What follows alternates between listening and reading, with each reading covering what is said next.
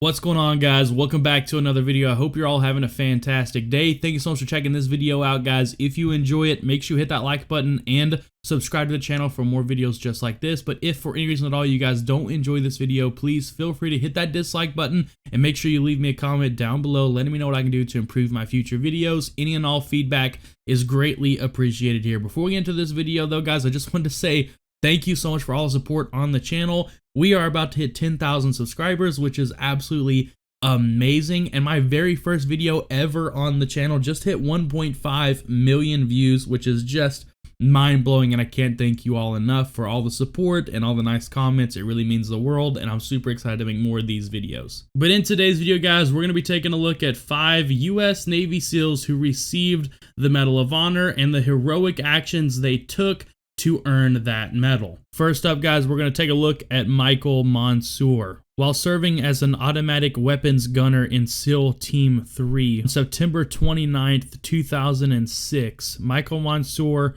worked as a member of a combined SEAL and Iraqi Army sniper Overwatch element tasked with providing early warning and standoff protection from a rooftop in an insurgent-held sector of Ramadi. Early in the morning, insurgents prepared to execute a coordinated attack by doing some recon in the area around the element's position. Element snipers stopped the enemy's initial attempt by eliminating 2 insurgents, but the enemy continued to assault the element, engaging them with rocket-propelled grenade and small arms fire.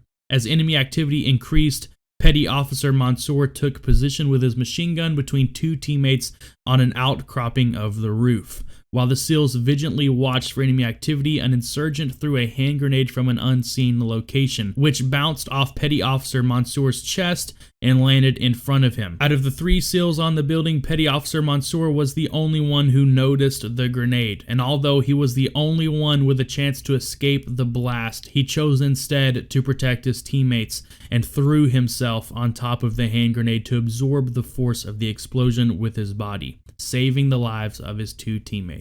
Michael Monsoor represents the very best our nation has to offer, and those who had the honor to serve alongside him said that he always went above and beyond for his teammates and did everything with a smile on his face. He truly loved what he did. Just a few years ago, the U.S. Navy named a warship after Michael, the USS Michael Monsoor.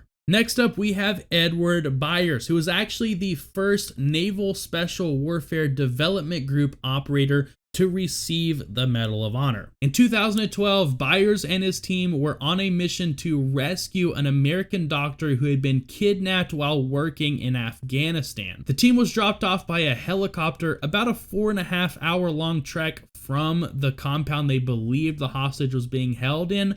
That way they could approach silently on foot and not give away the element of surprise by flying a massive helicopter right over the top of the compound. As they approached the compound, the team was spotted by an enemy fighter standing just outside one of the main buildings within the compound.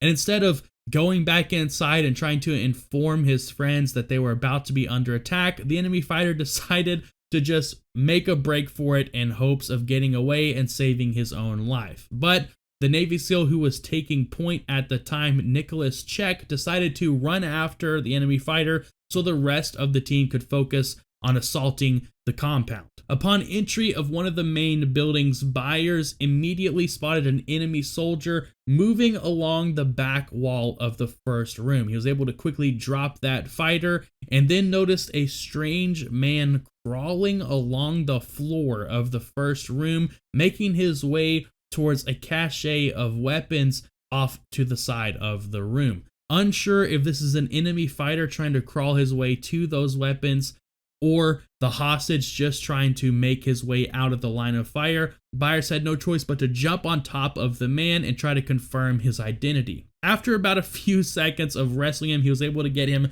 face up and confirmed that this man was not the hostage they were looking for, so he neutralized the threat. Byers then got up and made his way into the next room where he found the hostage they were looking for. So Byers grabbed the hostage and kind of pinned him up in a corner with his body wrapped around him, shielding him from the gunfire that was erupting throughout the compound.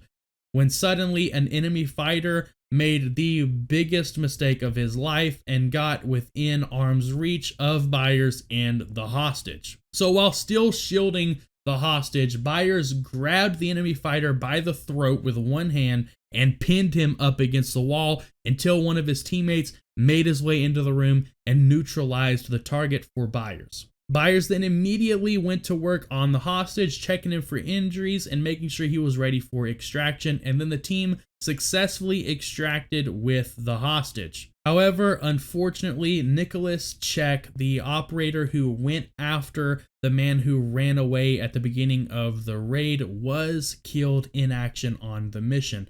And later on, during the award ceremony where Byers received his Medal of Honor, he said that the title of hero and this award belonged to Nicholas Check and the men he fought alongside.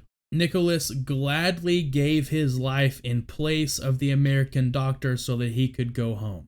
So thank you, Edward Byers and Nicholas Check, for your service. Our nation owes you a lifetime of gratitude. Next up, we have Michael Murphy. I'm sure this is a name that the majority of you know. If you have not seen the Lone Survivor movie or read the book by Marcus Luttrell, I highly recommend it. I have seen the movie and read the book multiple times, and it is just breathtaking each time. In 2005, Michael Murphy was leading a mission to locate a high-level anti-coalition militia leader. While operating in an extremely rugged, enemy-controlled area, Lieutenant Murphy's team was discovered by anti-coalition militia sympathizers, who then revealed their position to Taliban fighters. As a result, between 30 and 40 enemy fighters besieged his 4-member team. Demonstrating exceptional resolve, Lieutenant Murphy valiantly led his men in engaging the large enemy force. The ensuing fierce firefight resulted in numerous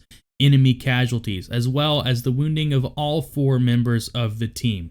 Ignoring his own wounds and demonstrating exceptional composure, Lieutenant Murphy continued to lead and encourage his men. When the primary communicator fell mortally wounded, Lieutenant Murphy repeatedly attempted to call for assistance for his teammates. Realizing the impossibility of communicating in the extreme terrain and in the face of almost certain death, he fought his way into an open terrain to gain a better position to transmit a call.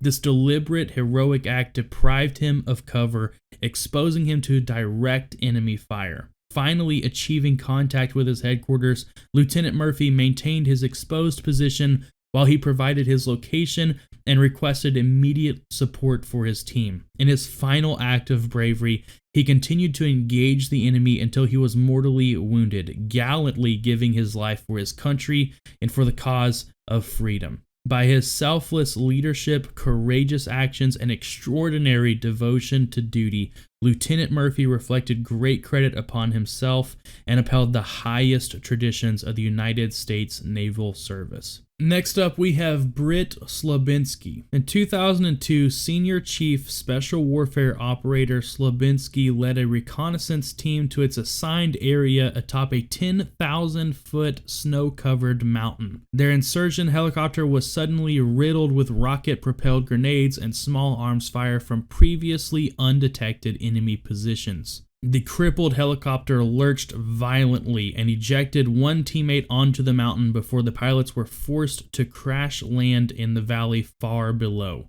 Senior Chief Slabinski boldly rallied his 5 remaining team members and marshaled supporting assets for an assault to rescue their stranded teammate who had fallen out of the helicopter. During reinsertion, the team came under fire from 3 directions, and one teammate started moving uphill toward an enemy strongpoint. Without regard for his own safety, Senior Chief Slabinski charged directly toward enemy fire to join his teammate. Together, they fearlessly assaulted and cleared the first bunker they encountered.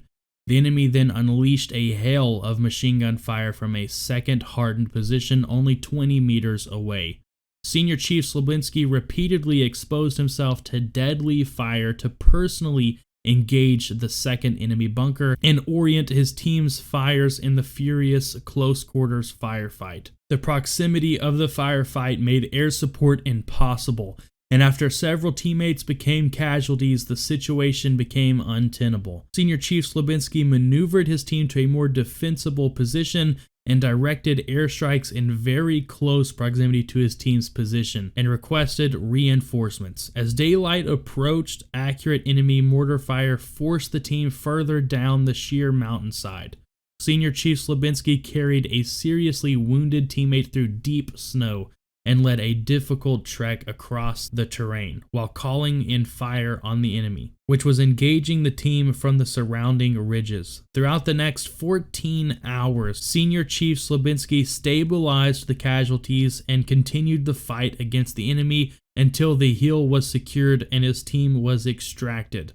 By his undaunted courage, bold initiative, leadership, and devotion to duty, Senior Chief Slabinski reflected great credit upon himself and upheld the highest traditions of the United States Naval Service. Next up, we have Thomas Norris, who served as a U.S. Navy SEAL during the Vietnam War. On April 10th, 1972, Lieutenant Norris led a 5-man patrol through 2,000 meters of heavily controlled enemy territory to rescue one of 2 downed pilots that were stranded behind enemy lines. They managed to find the first pilot at daybreak and returned him safely to the forward operating base. And then on April 11th, the following day, Lieutenant Norris led a 3-man team in an attempt to rescue the second pilot, but they were unsuccessful on 2 separate attempts on that day, which I can only imagine was extremely disappointing and stressful, as they were desperately trying to rescue this man